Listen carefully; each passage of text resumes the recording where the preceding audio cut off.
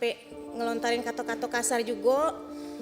Sampai dia balik, dia ngomong juga sama saya, mati kau kubuat, katanya. Kalau udah secara kasar, secara halus, katanya kayak gitu, Pak. Baiklah, di sini saya akan menceritakan sedikit kronologi dari awal tahun 2025. Itu bertepat di bulan Januari tanggal 8. Kejadiannya terjadi di lapangan sekolah. Jadi anak berkumpul di lapangan sekolah dari kelas 1 sampai kelas 6. Kebetulan ada anak 4 orang yang rambutnya bersemir, Pak. Jadi rambutnya bersemir pirang. Anak kelas 6 SD. Merah gitu ya, cat Iya, pirang ya? iya, disemir pirang, cat merah. Jadi saya melakukan razia karena sebelumnya sudah diberitahu. Sudah dikasih tahu bahwasanya yang dicat harus dicat hitam kembali seperti itu sebelum libur semester. Ternyata setelah masuk liburan semester, mereka masih rambutnya bersemir. Nah, jadi saya merazia, saya potong rambutnya. Anak yang bertiga, teman anak yang ini tadi, mereka menurut. Ketika dipotong mereka menurut karena mereka merasa memang salah mereka seperti itu. Nah, yang satu ini mereka berontak, dia nggak mau dipotong rambutnya. Jadi akhirnya saya bilang dipotong sedikit aja seperti itu.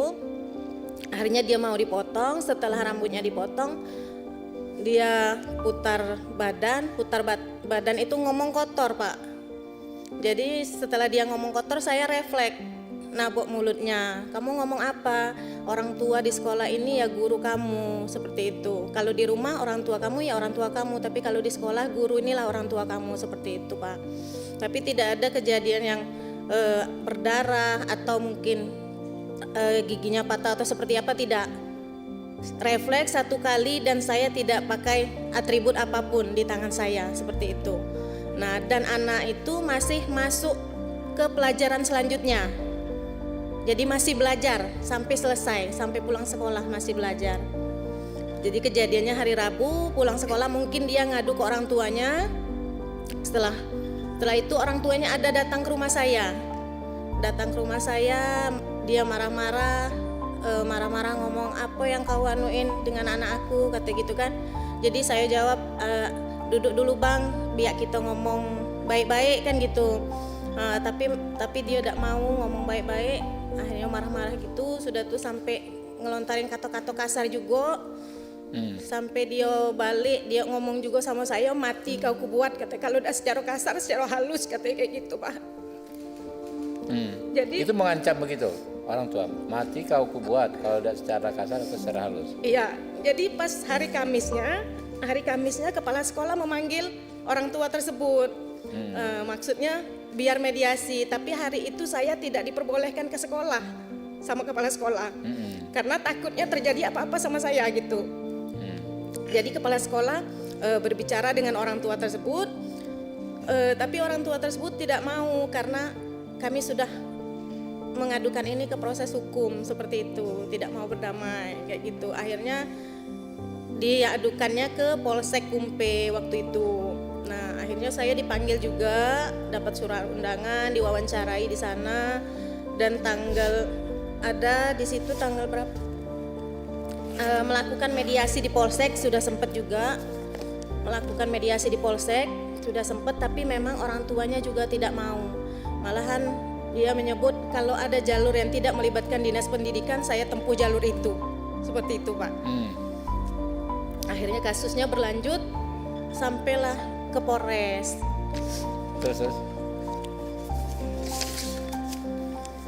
Jadi pada tanggal 13 Januari itu Kabid SD kebetulan dipimpin dengan Pak Sabki, waktu itu sempat datang juga, turun ke desa dan datang ke rumah orang tua tersebut untuk mediasi juga, Pak.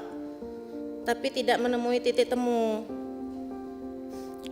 Udah itu yang kejadian mediasi di Polsek itu tanggal 22 Januari. Mediasi di Polsek terjadi, ya orang tua mengatakan seperti itu. Kalau ada jalur yang tidak melibatkan dinas pendidikan, saya tempuh jalur itu, katanya. Pada bulan Maret, saya beserta suami naik ke rumah ke ketua adat, ingin menyelesaikan masalah ini, mengajak ketua adat untuk ke rumah orang tua tersebut biar bisa diselesaikan di desa seperti itu. Tapi ketua adat menolak, ketua adatnya datang sendiri ke rumah orang tua tersebut dan memang tidak ada penyelesaian. Tidak ada penyelesaian. Pada tanggal 12 Maret ada surat panggilan mediasi di Polres, itu juga tidak terlaksana. Kebetulan hari itu saya ada kegiatan, jadi suami yang mewakilkan untuk datang ke Polres. Tapi ketika suami datang ke Polres, ternyata pihak orang tua tersebut sudah pulang, jadi mediasinya tidak terlaksana. Pada tanggal 6 Mei, pihak PGRI Kabupaten Muaro Jambi turun ke Desa Pemataraman. Nah, jadi berharap ada mediasi juga dengan orang tua tersebut, tetapi memang tidak ada penyelesaian. Jadi kebetulan ketua PGRI-nya Pak Ismianto, Bapak ini mewawancarai semua guru yang ada di sekolah. Seperti itu. Jadi gurunya satu-satu dipertanyakan seperti apa. Saya juga tidak tahu keterangan mereka seperti apa. Sudah itu Bapak ini sempat mau mampir ke rumah orang tua itu, tapi orang tuanya nggak di rumah, jadi nggak jadi. Pada Kamis tanggal 15 Mei saya dipanggil lagi menjadi saksi di Polres Muaro Jambi. Pada tanggal 20 Mei sama seperti itu juga saya dimintai saksi dan saya ditetapkan tersangka pada tanggal 28 Mei saya dipanggil juga ke ruangan kepala dinas bersama Bapak Ketua PGRI juga.